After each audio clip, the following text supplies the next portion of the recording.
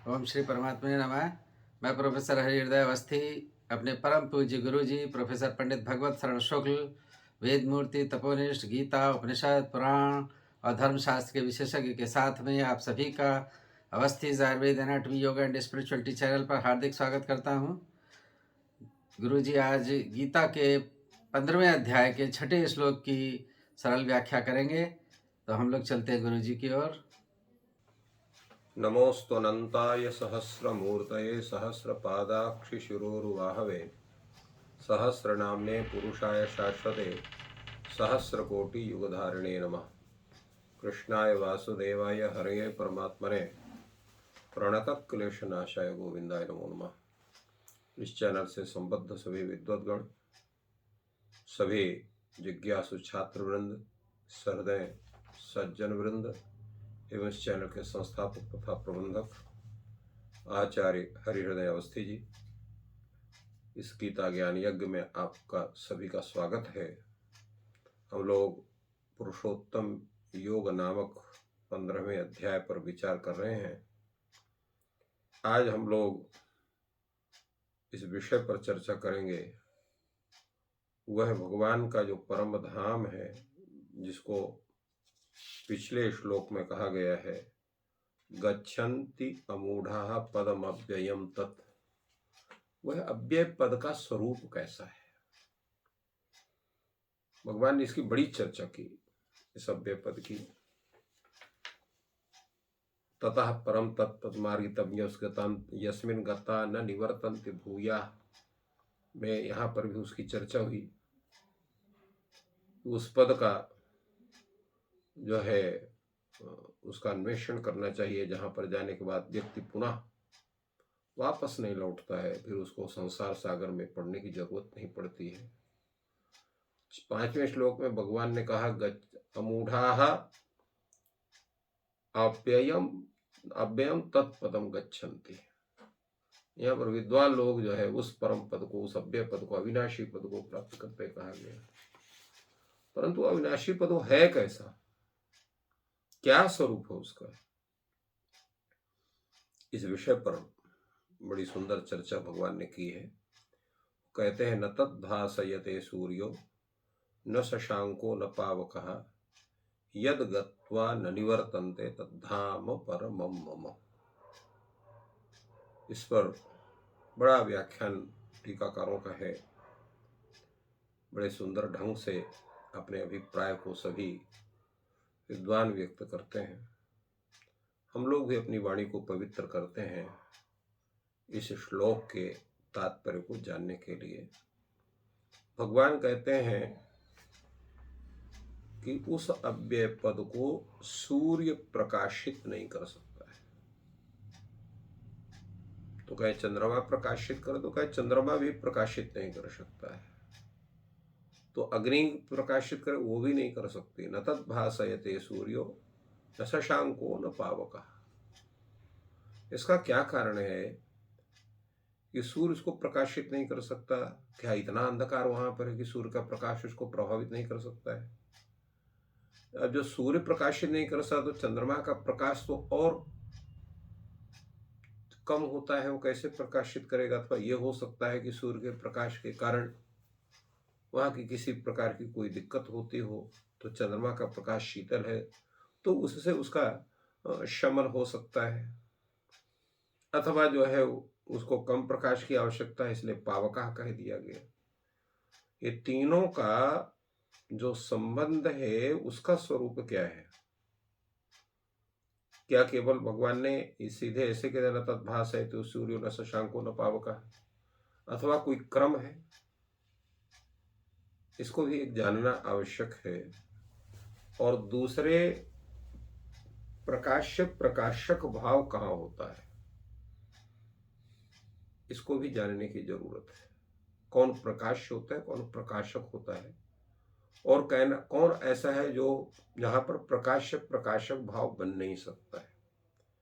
यहाँ पर सूर्य और शशांक माने चंद्रमा और पाक माने अग्नि, ये तीनों प्रकाशक तत्व हैं। सूर्य भी प्रकाश करता है, चंद्रमा भी प्रकाश करता है और अग्नि भी प्रकाश करता है। तो सूर्य का प्रकाश वो दिनकर है, उसी के उदय होने पर दिन का प्रारंभ होता है और उसके अस्त होने से दिन की समाप्ति होती है। चंद्रमा आता है उसके बाद, और कभी कभी ऐसा होता है न चंद्रमा होता है न सूर्य होता है, तो अग्नि का प्रकाश वहां होता है।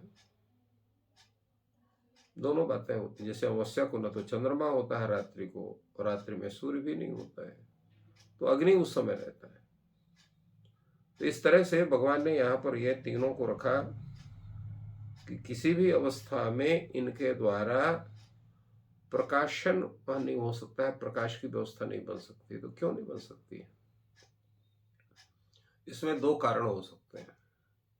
प्रथम कारण यह, जैसा बताया गया है, कि तमाधिक्य हो, इतना अधिक अंधकार हो जिसमें सूर्य के प्रकाश की गति भी ना हो।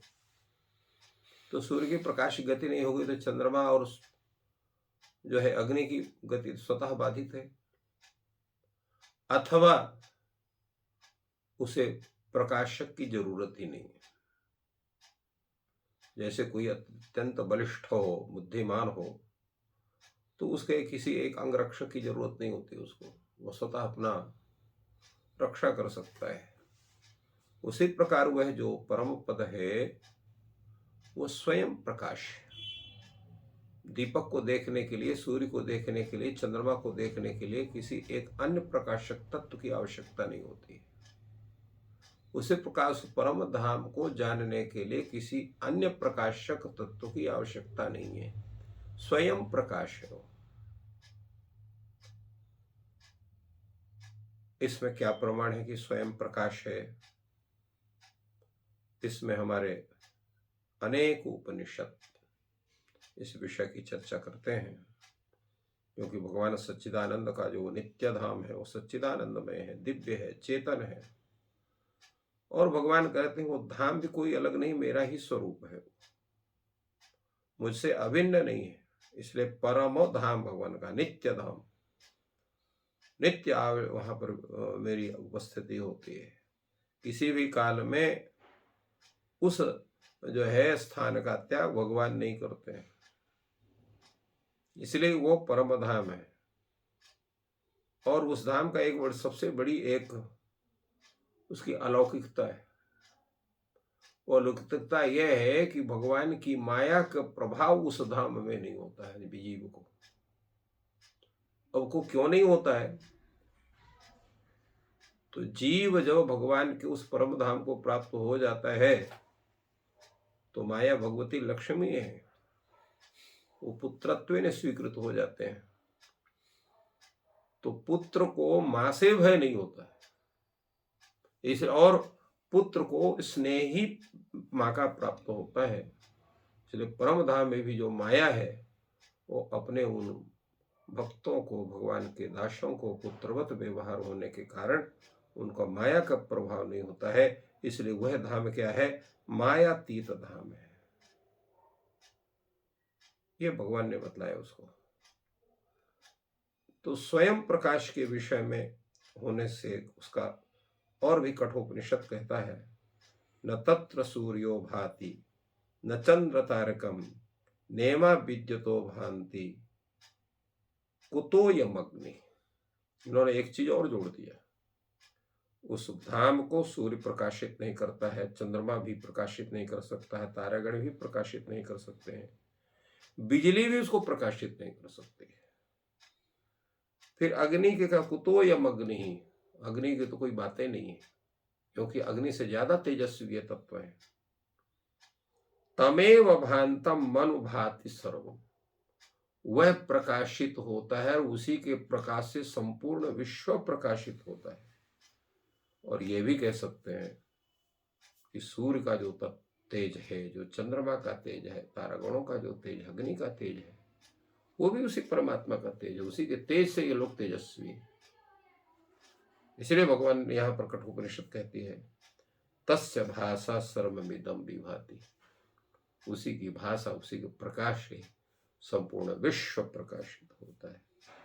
वो भगवान के उस परम धाम का स्वरूप है।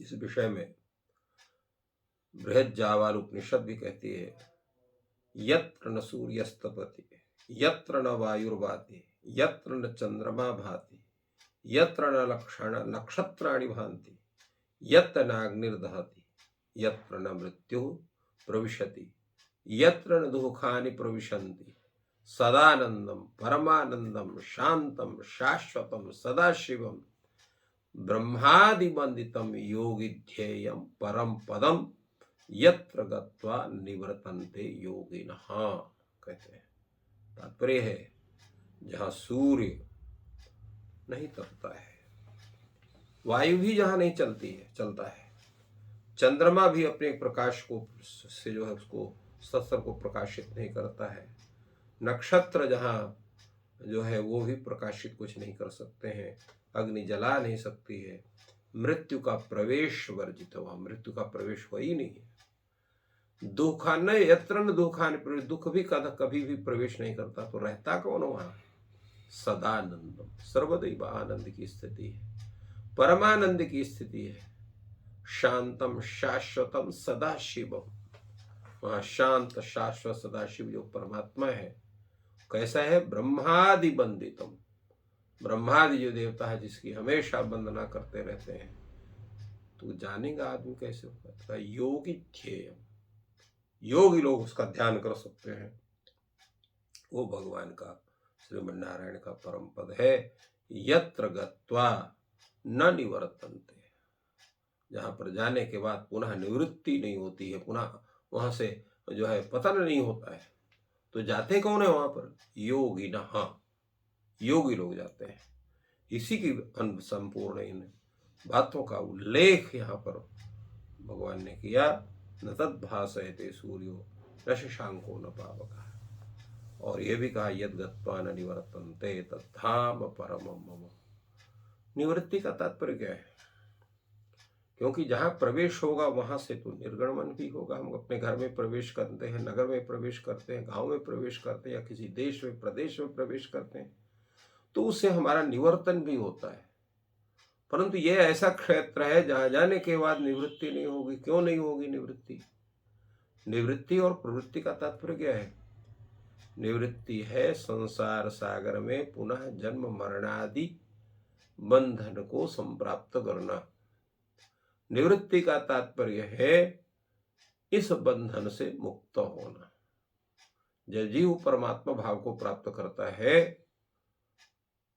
तो उसको प्राप्त करके वो कहा गया जैसे रामायण में, सोई जाने जेहि देहु जनाई, जानत तुम्हि होई जाई। ये परमात्मा का स्वरूप है। भगवान के स्वरूप का ज्ञान वही कर सकता है जिस जो परमात्मा को अपने भक्ति भाव से, अपने योग साधना से, भक्ति के साधना से, ज्ञान की साधना से, कर्म की साधना से उस परमात्मा को प्रसन्न किया। तो परमात्मा ने क्या किया? उसको अपने को जना दिया। सोई जाने जेहि देहु जनाई। तो भगवान की कृपा हो गई तो वो परमात्मा के स्वरूप का ज्ञान उसको हो गया, और जब वो जान गया तो वो भक्त भी भागवत हो जाता है, भगवान का हो जाता है, भगवत स्वरूप को प्राप्त करता है। इसलिए जानत तुम्हें हो जाई। यहाँ पर भी उपनिषद भी इसी बात को सब कहते हैं कि जो है वो परमात्मा को जान लेने के बाद व्यक्ति वो परमात्मा स्वरूप हो जाता है। उस धाम को प्राप्त कर, उस धाम में वो भगवत स्वरूप को प्राप्त करने के बाद ही व्यक्ति वहां पर प्राप्त कर सकता है, जा सकता है। इसलिए यत्र गत्वा न निवर्तन्ते, जहां पर जाने के बाद पुनः संसार सागर में प्रवृत्ति नहीं होती है, वहां से कभी निवृत्ति नहीं होती है। वो सुखी जीव सुखी मीन जिम नीर अगाधा जिम हरि शरण नए को बाधा, उस परमात्मा के पद को प्राप्त होने पर संसार की समस्त बाधाओं का से मुक्ति मिल जाती है। वह जो है अव्यय पद है। और उस यहाँ पर एक कहा, भगवान ने कहा कि तद्धाम परमम में तत् शब्द का तात्पर्य क्या है? यहाँ पर वो कहते हैं जो परमात्मा का जो धाम है, वस्तुतः यहाँ पर तत् शब्द उस पूर्ण परमात्मा का पुरुषोत्तम का वाचक है। सूर्य है, चंद्रमा, अग्नि, जिसको प्रकाशित नहीं कर सकते। क्यों नहीं प्रकाशित कर सकते? ये स्वयं प्रकाश है, उसको किसी के अन्य के प्रकाश की आवश्यकता नहीं है। वो अप्रमेय है, अचिंत्य है, अनिर्वचनीय है, इसलिए उसको प्रकाशित करने का सामर्थ्य और किसी में नहीं है। और ऐसा भी है वो कि ये जितने भी देवता हैं, वो सभी देवता या जितने भी ये तत्व है, प्रकाशक तत्व हैं, वो स्वयं उसी से प्रकाशित हो रहे हैं, तो वो उसको कहां से प्रकाशित करेंगे? और वो अगम्य है, सभी के द्वारा वो प्राप्य भी नहीं। यत्र यतो वाचो निवर्तन्ते अप्राप्य मनसा स, जहां से मन सहित वाणी उसे प्राप्त किए बिना ही लौट जाती है, वो पूर्ण ब्रह्म परमात्मा है, अकथनीय है, अनिर्वचनीय है और अप्रमेय है, अचिंत्य है, वो भगवान का स्वरूप है। इसीलिए वहां पर रामायण में कहा है, उसको वही जान सकता है जिसके ऊपर उस परमात्मा की कृपा हो सकती है। वह इसको जान करके और उसकी बड़ी कृपा से युक्त हो करके उस परम धाम को प्राप्त कर सकता है। ऐसे परम धाम का सुंदर स्वरूप भगवान श्री कृष्ण ने गीता में हम लोगों के ज्ञान के लिए बताया। तो इस प्रकार गुरु जी ने बहुत ही सरल शब्दों में उस परम धाम के स्वरूप का हम लोग को दर्शन कराया कि किस प्रकार का उसका स्वरूप है। ईश्वर आप सभी की सहायता करें और उस परम धाम तक पहुंचने का मार्ग प्रशस्त करें। धन्यवाद।